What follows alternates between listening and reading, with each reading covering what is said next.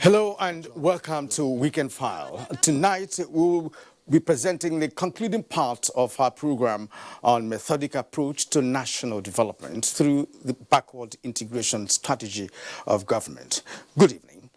Now, in the last two editions of Weekend File, we examined crucial steps being taken to up our game in the local manufacture of goods by ensuring the control of both input and output production chains.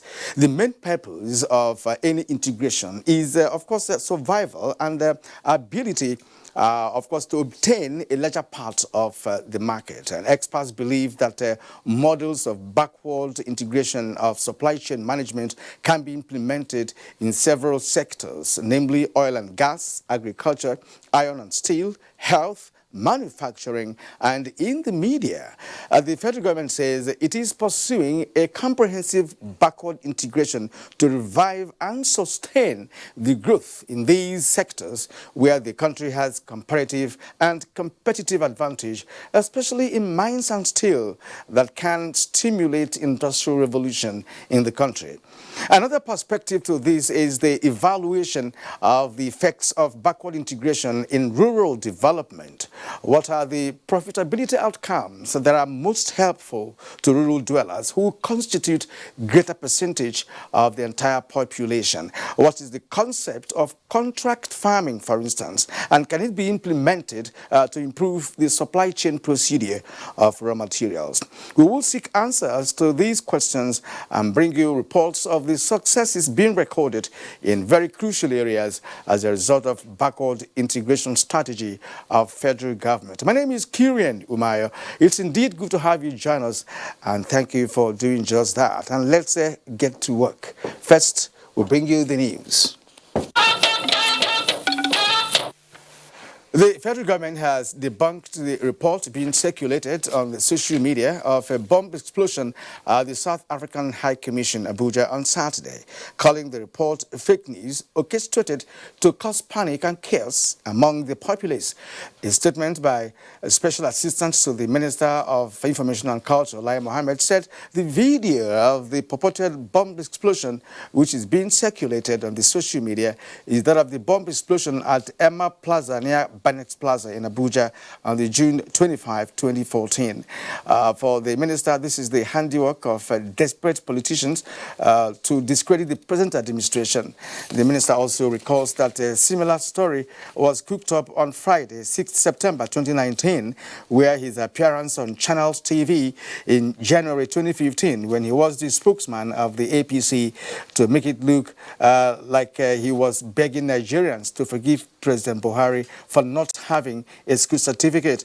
The minister warned those behind the orchestrated fake news and disinformation campaign to stop forthwith or be made to face the music. As the world strives towards attaining global peace, some present and past African leaders have sued for unity among countries in order to avoid the tragic consequences of discrimination and hate. This was the submission by participants at a summit in Sao Tome. Dr. Ogun reports.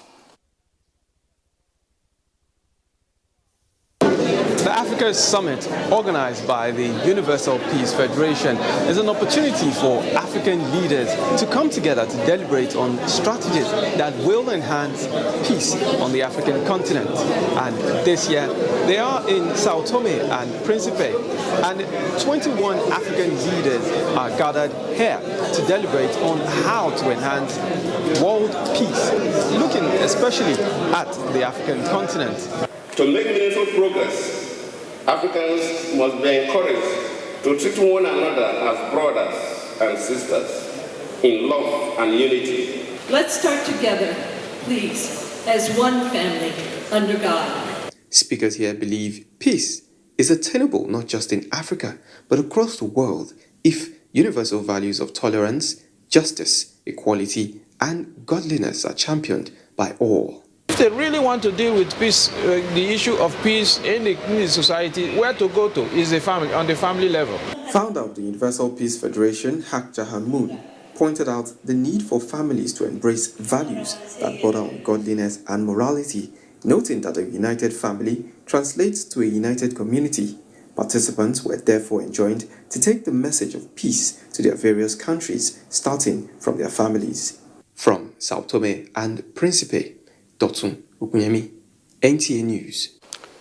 Institutional reform is top on the agenda of the ECOWAS chairman, Isufu Muhammadu, as he visits the Commission office in Abuja. Patricia Samiluba reports. This is President Isufu Muhammadu's first working visit to the Commission's headquarters since his emergence as the chairman of the ECOWAS Authority of Heads of State and Government at the 55th Ordinary Session on 29th June 2019. Then he is quick to declare his primary focus to actualize ECOWAS' objectives of improving the living conditions of the millions inhabitants of the region. Among projects highlighted, if asked to mention one that I would really like to see significant progress, it will be the single currency, which is the roadmap that must have a precise timetable for implementation with strict deadline. Jean-Claude Cassibrou, who shares the same view with Isufu Muhammadu, reaffirmed the Commission's commitment to ensure that mechanisms are put in place to respond to the challenges in the sub-region. Terrorism, I just mentioned that it is a reality, it's one of the main challenges in our region. That's why, as I say, the head of state have decided to have an extraordinary summit in Burkina September 14. That will allow us to reaffirm our common commitment to deal with that collectively. It's very important. It was unanimously agreed that the Commission will continue with ongoing projects while opening new ones to address various challenges of the region in accordance with the decisions of the summit and that of councils of ministers. In Abuja, Patricia A. Samiluba, NTA News. Part of efforts to tackle insecurity in the country, the Ogun State government has procured and donated 100 security patrol vehicles, 200 motorcycles, and several security gadgets to the Nigerian Police Force. The Inspector General of Police, Muhammad Adamu, who received the vehicles and gadgets, has said he was happy with the recent progress and development in Ogun State in spite of challenges. Leko Abonde reports.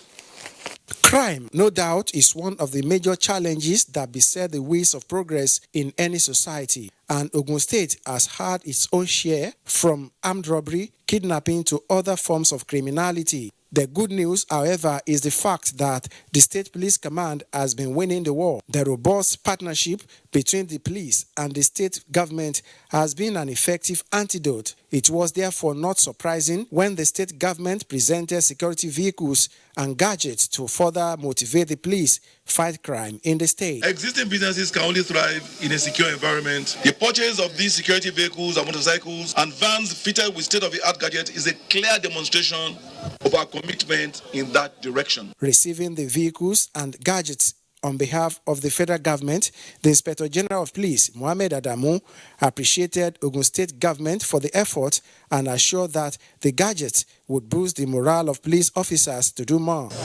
We'll charge them to make sure that they use it for the purpose for which it has been given to them, not for private use. IGP had earlier visited the State Police Command headquarters in Elewero, where he informed the officers that the federal government plans to improve their welfare. He also disclosed that government had acquired body armor, which will be distributed soon to all police command for the protection of officers on duty. In Abeokuta, Lekon Agbonde, NTA News.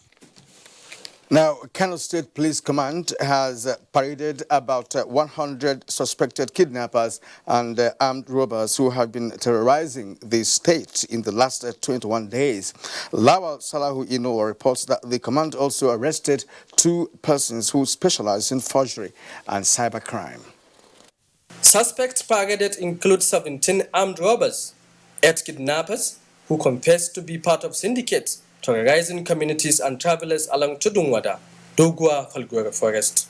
The command also arrested one Munzeli, alleged to have killed 3 persons. Others paraded by the command include Hassan Idris and Abdulrazak Ahmed, who specialized on result forgery, driver's license, tinted permit, and Nigerian Army identity card. Kano State Police Commissioner Ahmed Ilyasu said the command also recovered a lot of stolen items from the suspects, dangerous weapons, as well as illicit drugs. Vandalizing the solar panels, as well as cutting away the batteries. Through violence, we demobilized them and recovered 124 solar batteries. He commended community leaders for their support, advising other criminals to surrender or face the wrath of the law. From Kano, Lawal Sallau Inua, NTA News. Operation Whirl Stroke says it has arrested 19 most deadly criminal syndicate terrorizing Benue and Nasarawa states. Commander of the operation, Major General Adeyemi Yekini, explained that among the gangs is one nicknamed Don Moji, an alleged principal supplier of arms and ammunition to Tawase Agwaza, popularly called Ghana. Charles Haba tells us more. The 19 suspects were paraded for armed banditry, kidnapping, and gang running. Major General Adeyemi Yekini disclosed that 10 of the alleged kidnappers are from Boko and 3 from Bishe in Benue State, while 2 are from Nasarawa State. He described the 4 others led by Don Moji, who were arrested from North Bank, Makudi, as notorious and deadly. Not tolerate any act of criminality in Benue, Nasarawa, and Taraba State. If you are still out there committing crimes, please watch your back. We are coming after you. The commander further explained that Don Moji had confessed to have supplied 4 AK-47 rifles and 2,000 ammunition to the Ghana syndicate, among others he carried out during the 2019 general elections. Don Moji and his accomplices, who attested to the crime, however confessed that they have distanced themselves from Tewase Agwaza, alias Ghana. I have been in the business I've been in the business for so far, before the amnesty program came in. I was working with one of my late boss that is died. That time he used to give me some ammunition to give people in the bush. Major General Adeyemi Yekini assured the citizenry of crime reduction to the barest minimum and affirmed that the 4 suspects allegedly involved in gun running will be handed over to DSS, while the 15 others will be directed to the police for prosecution. In Makudi, Charles Abba, NTA News. Now, the Federal Road Safety Corps is introducing the use of alkalizer on all drivers at various parks in the country in order to ensure compliance with the driving rule, which includes prevention of drinking while driving. The Corps Marshal Boboyo Oyemi made this known during the media briefing at the office in Abuja. The period September to December is generally referred to as Ember Month, and typical of this period is high vehicular movement of people traveling to different parts of the country. It is also seen as a time when many road crashes occur, rolling out strategies to ensure lesser or 0% crashes on the highways. The Federal Road Safety Corps says it will tackle head-on recklessness of commercial drivers by ensuring installation of speed limiting device in their vehicles. What we are still battling with has to do with the violation of traffic lights and the use of forward driving. So, and we've compelled them to go for emotional psychological tests, but that is not enough until the amended act is fully enforced to ensure that the fines are a bit low, and we're already working towards ensuring the increase in respect of this so that it can serve as deterrence. The enforcement of registration of number plates on tricycles and motorcycles as well on the front burner, in which defaulters will be arrested. We need to deploy more technology, which the government is funding now. Patrol teams are not authorized to pursue a vehicle, and we've implemented this. If there's an infraction, just take the number of the vehicle with the CUG line, call the administrator, you get the details, you book them, and we send the ticket. More mobile courts have been established to try road offenders at different strategic corridors in parts of the country. In Abuja, Oyeyemi Ajayi, NTA News. The Nigerian Air Force just has commenced a ground training safety seminar for men and officers of the command. The training is aimed at enhancing safety of personnel while handling sensitive equipment in workplace. Renette Savannah-Slot has the report. The seminar is primarily to facilitate an unrestricted exchange of views and ideas by safety practitioners on enhancing safety practices, especially at the Nigerian Air Force offices and environment. Representing the Chief of Air Staff, the Chief of Standard Evaluation noted that skill and experience without safety measures may not accomplish much. It is a well-known fact that human resource is the greatest factor in the man, machine and environment triangle that characterizes civil system. This seminar is expected to support the Nigerian Air Force personnel in seeking realistic and lasting solutions to safety-related issues. Participants said their views towards safety measures were changed and challenged to be more aware. You need to put in place certain strategies which are smart. In the schools, we have to be very careful protecting the students, the children, and equally maintaining safety, even in our homes. Participants cut across airmen and civil operators. In Jos, Renette Savannah-Slot, NTA News. Youth Empowerment for Social Support, a World Bank-funded program in collaboration with federal and state government, has registered 2,000 youth, poor and vulnerable households and about 20,000 IDPs in Yobe State to benefit from monthly stipend of 7,500 naira for the period of 3 years. The $400 million worth Youth Empowerment and Social Support Operation, a World Bank-funded program in collaboration with federal and state governments, is operating in 19 states in Nigeria, with 6 local government areas benefiting in Yobe State. The projects to be implemented include construction of classrooms and staff rooms, provision of furniture, drilling of boreholes, tube wells, and hand pumps, installation of transformers, and community housing, among others. The program, with 3 years duration, was designed to fight poverty. As such, more than 2,000 youths, poor and vulnerable households, in addition to 20,000 internally displaced persons, have been captured, receiving 7,500 naira monthly stipend. The commencement of implementation of YESO interventions is a culmination of series of events and processes on the part of the well-refined, cream of committed staff of Yobe State Operation Coordinating Unit. 2 components were also added in the occasion, with dozens of youth, community representatives, groups and individuals receiving empowerment tools and checks of various amount, totaling more than 72 million naira. In Damaturu, Yunusa Suleiman, NTA News. To ensure adequate and efficient teaching and learning in public schools in Lagos, State Governor Babajide Sanwo-Olu has assured residents that about 15,000 primary and secondary school teachers will be employed by the state government. The governor made this known while giving account of his 100 days in office in Alausa. Nosa Osula reports. Governor Babajide Sanwo-Olu enumerated projects and programs executed since he was sworn in as governor, maintaining that he was committed about the promises he made during the electioneering campaign. In the recruitment for the teachers as well, I will ensure that a sizable number of the teachers recruitment too are for people with disability.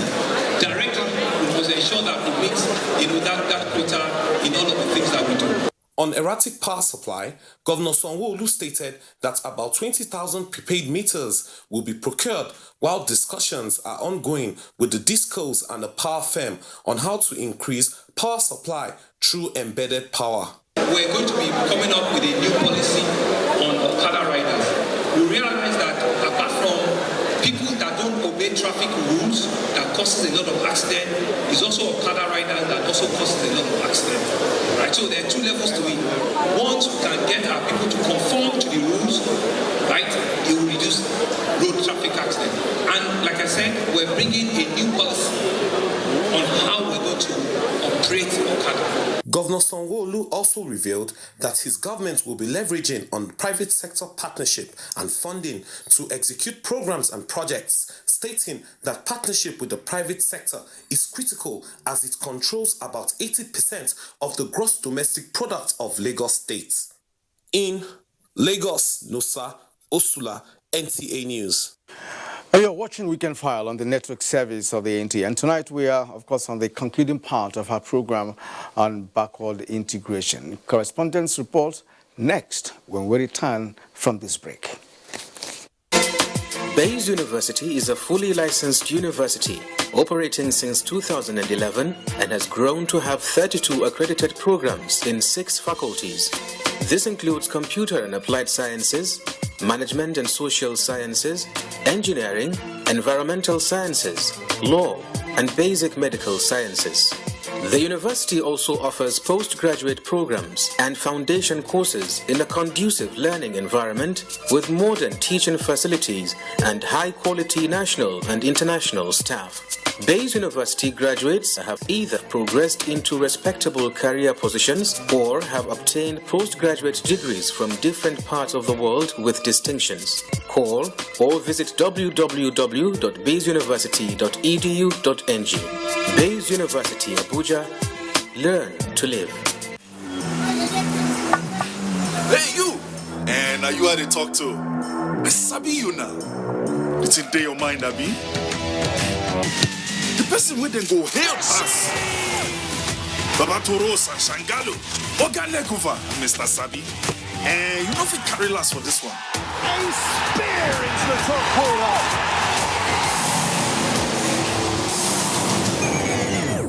We sabi say Peking will crawl before in waka. So don't look, no help anybody. No dolly, no. So go for it. Go for football. Go for all Serie A and La Liga matches live. Go for GoTV Max. As part of the federal government's annual budget preparation process and pursuant to provisions of the Fiscal Responsibility Act 2007, the Ministry of Finance, Budget and National Planning is organizing a stakeholders public consultative forum on the 2020 to 2022 medium-term expenditure framework and fiscal strategy paper. The Honorable Minister of Finance, Budget and National Planning, Mrs. Zainab Shamsuna Ahmed, invite you to participate in the event scheduled as follows. Date, Tuesday 10th September 2019. Time, 9:30 a.m. prompt. Venue, Main Auditorium, Ministry of Finance, Budget and National Planning Complex, Abuja. Announcer, Ben Akabwese, Director General, Budget Office of the Federation.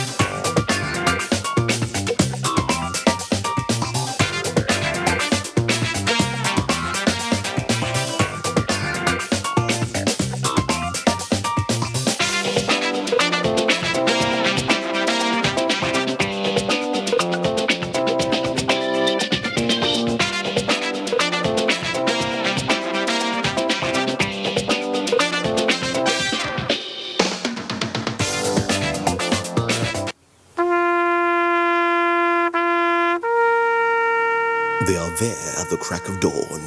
They are there busy preparing while we rise for our day. They are there silently, guarding, waiting, listening, and watching. They are there ready in the sky above and the waters below, in the blistering heat of the day, in the dead of night, willing, indefatigable, determined in the defense of the sovereignty of our country. They are our first line of defense and our last. They who have paid the ultimate price in defending us. They are fathers and uncles. They are mothers and sisters and girlfriends and boyfriends. They are brothers and cousins and best friends and neighbors. They are classmates, colleagues, and citizens of this nation. They are our defenders and deserve our respect, our prayers, our thoughts. Nigeria, please support our armed forces. Hi, it's your girl Sandy. I'm in Switzerland right now. You think you can have followers like this? You have to do shop now. Become small girl with big God. When am I going to? I've told you, I can't sleep with you. My landlord.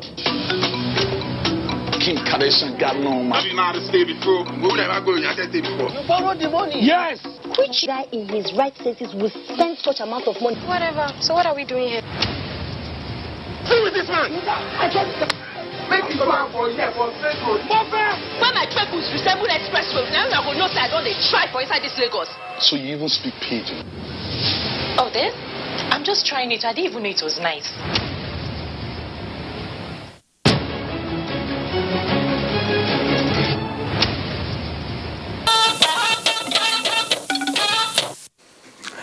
Hello, thank you for staying with us up to this moment on Weekend File. And now, in an ongoing drive to ensure the development of the nation's military-industrial complex, the Nigerian Army, in partnership with the Proforce manufacturing of vehicles and other military hardware, in this report, Defense Correspondent Ismail Musa examines the gains of the partnership. Death relating to improvised explosive devices are among the leading potent causes of fatality in the ongoing counter-insurgency operation in northeast Nigeria. To counter this threat and to develop the nation's military-industrial complex with a view to attain self-reliance in hard and software production, the Nigerian Army is in partnership with Proforce to locally produced mine-resistant ambush-protected vehicles, MRAP. Everybody is concerned about the insecurity, but unfortunately over the years, since the 60s, we've not made any serious headway in local defense production. The collaboration has proven to be potent in reducing capital flight, provided about 20,000 employment, and ensures timely supply of customized combat vehicles to the armed forces. MRAP vehicles offer increased firepower, enhanced force protection against small arms, as well as improved lift capability. This MRAP, with internationally certified ballistic raw materials and reinforced suspension system suitable for most rugged terrain in the Northeast, is a result of the partnership. Proforce produces close to about 300 MRAPs in a year, produce close to about 500 APCs in a year, armored personnel carriers in a year. And all these things are not things that are assembled. They are basically designs produced by Proforce. The dependence of Proforce on the Army of foreign vehicles is reduced, completely reduced. Based on this partnership and other related collaborations, the Nigerian Army has commenced the manufacturing of different light combat vehicles at the Nigerian Army Vehicle Manufacturing Company, Kaduna. This is the skeleton of a tactical infantry patrol vehicle under construction. It has also developed a special demining device, which is expected to be deployed to the theater in the Northeast. Ismail Musa, NTA News. The federal government is to open the largest liquefied petroleum gas LPG storage and dispensing facility in Olobo community near Benin City, Edo State. It is an extension of an integrated gas handling facility plant to fast-track the consumption and boost domestic gas supply of the product popularly known as cooking gas. Ogochukwu Kona beams searchlight on this project and highlights the gains therein.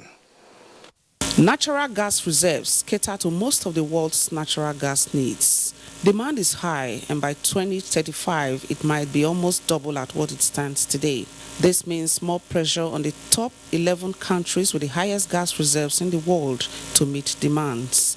Now, Nigeria happens to be one of these countries. With gas reserves estimated at 200.79 trillion standard cubic feet, the country is moving a step ahead with the setting up of the largest liquefied petroleum gas and propane storage facility in Edo. The projection is that at the end of 2019, NNPC, which is the single largest supplier of gas to the domestic markets, with about 90% of gas supply targeted at power generation, would be producing 40% of the country's LPG consumption requirements. The facility will have the capacity to dispense 330 tons of LPG and about 300 tons of propane daily. With 16 trailer load of gas, 300 metric tons a day, scarcity of gas will be a thing of the past, 100 metric tons in a year, and that one will definitely assist Edo State, assist income. It would be a huge stream of income for the federal government, among other positives. In the long run, there will be gainful employment, which by extension will narrow down the joblessness and the vices that are prevalent in the society. Not only that, the raw materials here will be properly harnessed, and the factory will have developed the area where it will be sited, because there will be lateral effects. If there is an establishment of this very big project in Edo State, it will boost the economy. It will make us to be happy. It will bring reliefs, to the youth themselves, to their parents, even to the state. The project is in partnership with NNPC's Upstream Exploration and Production subsidiary in Benin. Ogochkuka Ona, NTA News.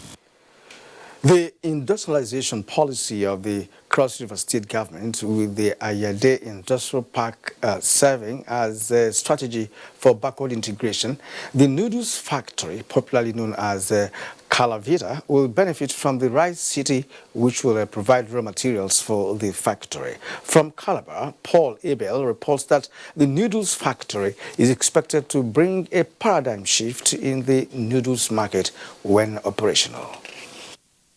The state-owned Calavita Noodles factory, currently under construction, with most of the equipment installed, will make use of freshly homegrown rice as raw materials instead of wheat. Apart from the enormous employment it will provide for skilled and semi-skilled workers, generate income for the state, reduce cost of production, and ease of difficulties associated with the acquisition of raw materials, Calavita Noodles will also provide alternatives for consumers. The noodles is expected to come in rice, chicken, and suya flavors. With NAFDAC expected to certify and license the company after final inspection, Governor Ben Ayade expressed his excitement that food technology is being able to tackle food security, while promising that the project will also provide a base for the market of federal government school feeding program. It is licensed to produce a minute-to-go rice, and I'm very happy that the Cross-Riverians can truly see that industrialization is real. This is one factory in the next 2 months will be up and running in the market. That we also have some additives that allow young people to eat and grow much better, faster, and a higher retentive capacity of the intellect. A factory like this that will get a lot of raw materials, it will encourage our farmers to go into local production. And by that, it will increase the production of it because the market will be there readily available for them to sell off their products. In terms of employment, that not less than 1,000 people can be employed in that place, in direct production. In Calabar, Paul Abel, NTA News. All right, you're still watching Weekend File on the network service of the NTA. Now, our guest tonight, Jury Ngilal, is the Senior Special Assistant to the President on Public Affairs. And tonight we'll be giving us a further perspectives to the federal government's backward integration policy. And that will be after the break. Hey, you! And are you how they talk to? I sabi you now. It's in your mind, Abi. The person with them go help us. Baba Torosa, Shangalo, Ogalekuva, Mr. Sabi. And you know if we carry last for this one. A spear into the top corner.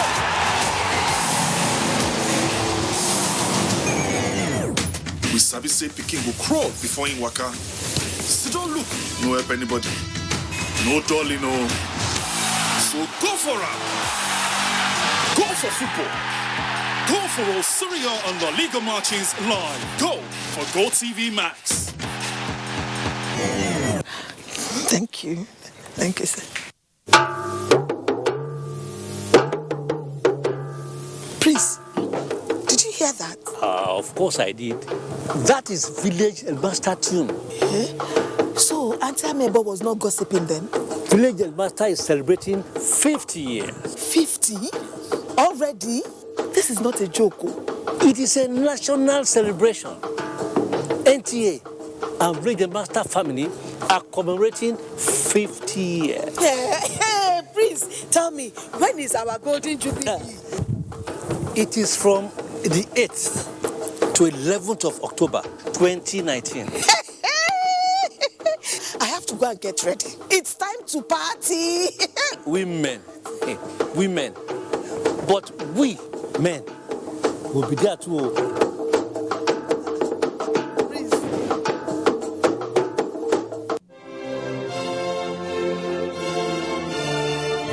The Nigerian national flag is a sacred national symbol. It is a mark of patriotism and a show of love for our nation to fly the national flag correctly, in the right colors, right dimension, and in the right sizes for each occasion. In recent times, it has been noticed that government offices, corporate organizations, banks, embassies, and other notable institutions fly faded, shredded, and haggard-looking versions of the national flag. This is wrong and must stop. It has also been noticed that some citizens prefer to popularize the national flag of other nations. Fellow countrymen and women, let us be patriotic. Come, let us show love for our motherland. Fly the correct versions of our national flag in all relevant places. Be patriotic. Be proud ambassadors of our great country. This message is from the National Orientation Agency.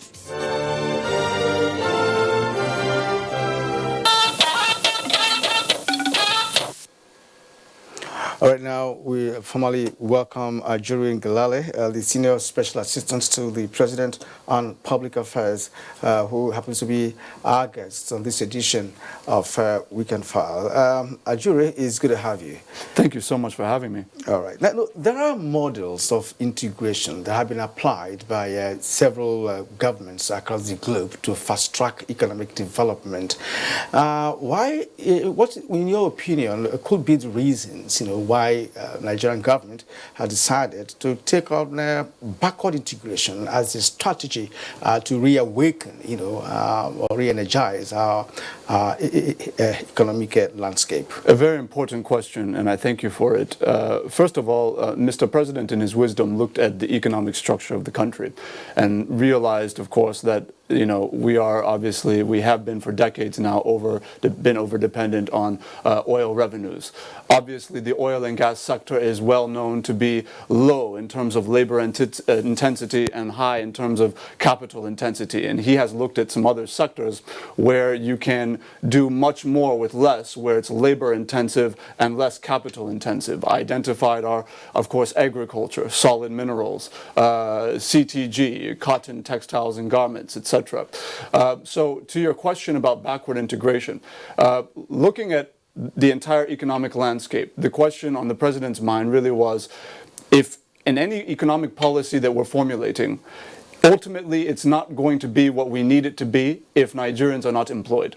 We need to get jobs created, not just in the urban centers, not just for those who are well educated, but deep down in the nooks and crannies of this country in the rural communities. And so as a fallout of that concept, the federal government of Nigeria has adopted backward integration as a policy. And what that is essentially is to say that whatever it is that we are producing in this country, every component of the value chain, from the first raw inputs to the final processing and export, must be made in Nigeria, developed and created by Nigerians across sectors. Therefore, we're creating jobs. Therefore, we're stopping imports. Obviously, obviously the huge billions of dollars worth of imports across sectors, and of course we're earning foreign exchange in the billions of dollars by exporting to other countries. So that's the basic framework, and then we can get into the specifics. Yeah, now talking about specifics, you rightly mentioned rural development, which of course is part of any other backward integration policy of a government. And now, how can the policy,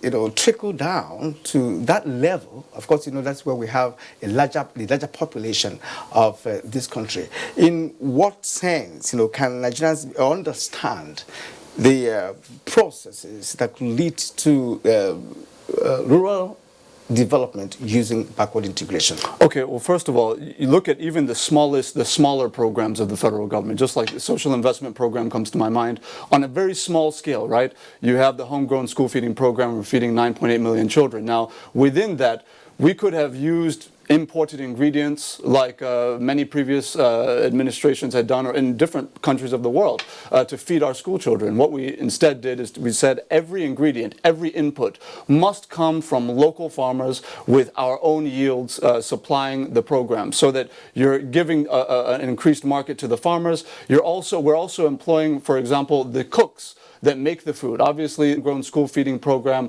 alone. That's just on a small scale. On a larger scale, which of course is what Nigerians will be interested in this evening, we're looking at now agriculture. Obviously, in the first term, laying the foundation with the Anchor Borrowers program, getting low interest capital into the hands of farmers so that they can buy the supplements they need.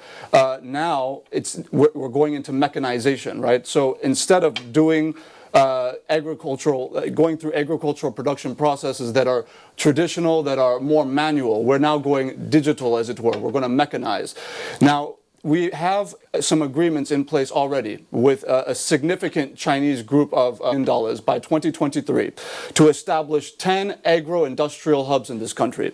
Those 10 agro-industrial hubs will include 780 service centers. Of course, we have 774 local governments. That is going to involve 148 centers for raw goods processing to ensure that we are now adding the value to the raw goods so that we are now processing and sending out for exports. And then 632 to complete the 780 centers will be for mechanization, mechanical centers for maintenance of new tractors and tractors that we're going to be constructing in this country. That alone is going to create between 5 and 6 million jobs by 2023. Another area we're looking at is cotton, textiles, and garments. As you may recall, Kirian, in the 1980s, that sector was the second largest employer of labor in this nation. Over the course of the last 20 years, we've seen our textile factories close. We've seen cotton farmers essentially say, look, we don't have a market anymore. We don't have any off-taking factories. Therefore, we're going to have to close up and maybe go into cashew production or go into something else where we can feed our families. Now, what the president has done is he's taken a series of measures. Because there is high employment potential within CTG, the federal government has now slashed the price of industrial gas supply to textile factories by 50%. It used to be approximately almost $8 per 1,000 cubic feet. Now we're looking at about $4 per 1,000 cubic feet. That's one measure. The second measure he's taken is he has, through the Central Bank of Nigeria, supplied 45,000 metric tons of new cotton seedlings to cotton farmers to ensure that we get the kind of yields that can supply our factories effectively so that we don't have to be looking abroad for raw cotton. Then, on top of that, he has issued a directive through the Bureau of Public Procurement that essentially mandates every ministry, department, and agency in this country to immediately stop the importation of uniforms, any textiles and garments that we're importing, whether it's public hospitals, whether it's the Army, the Navy, the Air Force, etc. Those are now banned. So we are going to now sign contracts with only Nigerian CTG manufacturers and factories, and we're also going to ensure that they only are supplied by Nigerian cotton farmers. That is expected to increase our job availability by about 2 million jobs by 2023. Great. Thank you indeed. Now, talking about foreign direct investment, you started with that when you talked about Chinese consortium, coming down here to establish agricultural hubs. Now, what about the capacity building for our own people? How would Nigerians grow in all of this? Currently, we know that about 60 Nigerian engineers are undergoing training in China in the manufacturing of transformers, and of course in the reading of voltage, high voltage laboratory services. So that is ongoing at the moment. That is part of a capacity building. But in other spheres, in other areas, how is the backward integration policy looking at ensuring that Nigerians get capacitated in several areas? Very important question again. Look, we have two very critical executive orders that have been signed into effect under President Muhammadu Buhari's watch. Of course, there's Executive Order 3, which essentially is protecting the presence of local content in our markets. That Executive Order 3 also establishes local patronage, the patronage of local content monitoring and evaluation, which essentially sets up a series of units across MDAs to ensure that a certain percentage of every business that is patronized by our MDAs in the provision of services to the country are Nigerian with full backward integration. Executive Order number 5 is an executive order dealing specifically with local content on science and engineering. That has to do with the high value kinds of opportunities that exist within the construction sector, within the services sector, to ensure that before, where we would have had maybe German companies, for example, doing our roads and employing maybe, let's just throw out a number, 60% maybe German workers on the roads. Now we have a mandate that says instead of all of these German workers or Chinese workers, the workers must be Nigerians who will live here, who will pay taxes here. These are some of the measures that have been put in place institutionally to ensure that that is protected. All right, good. I want to pick this scenario for you. Are you satisfied, with a situation where several brands of automobile products, are sold in this or imported into this country for so many decades without the manufacturers of such brands having manufacturing plants or even assembly plants in the country? And of course, Nigeria has been wooing some car manufacturing companies to come and establish in Nigeria.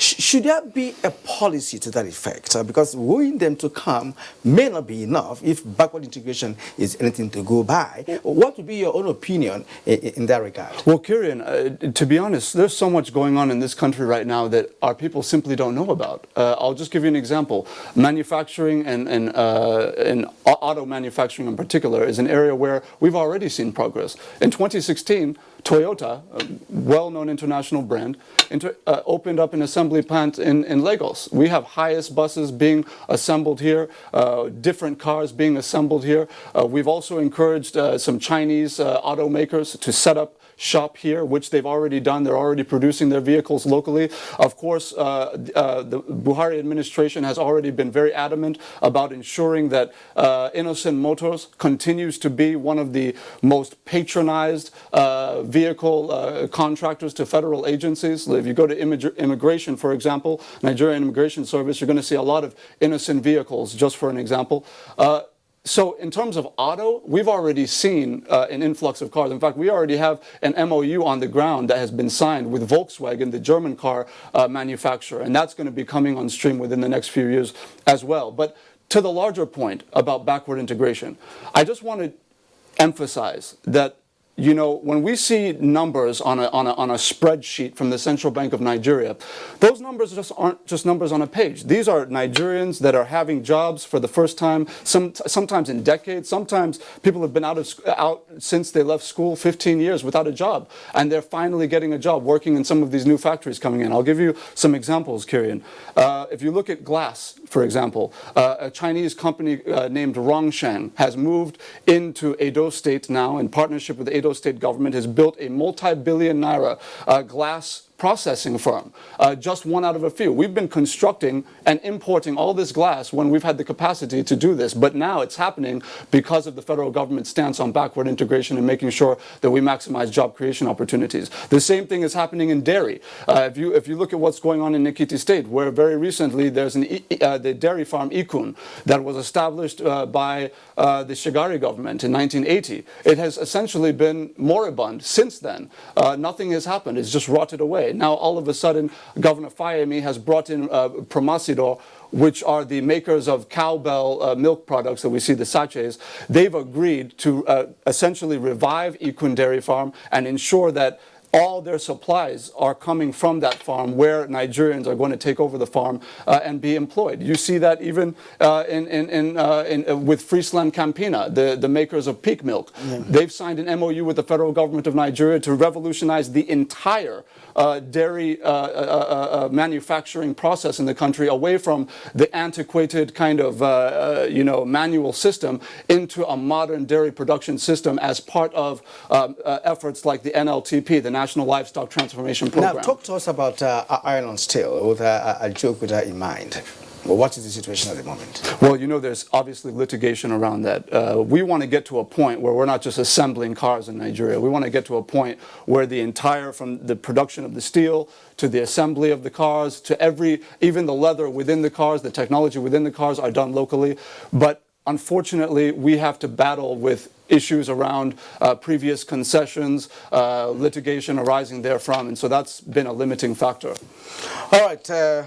Ajuri Ngelale, it's been nice talking to you this evening on Weekend File. We've just been educated on some of the factors that have been brought into play with respect to backward integration policy of the federal government. Thank you very much indeed for coming. Well, I just wish we had more time. Oh, of course. Thank you. Thank you for having me. And it's always difficult for you to interview one of you, I think it's maybe.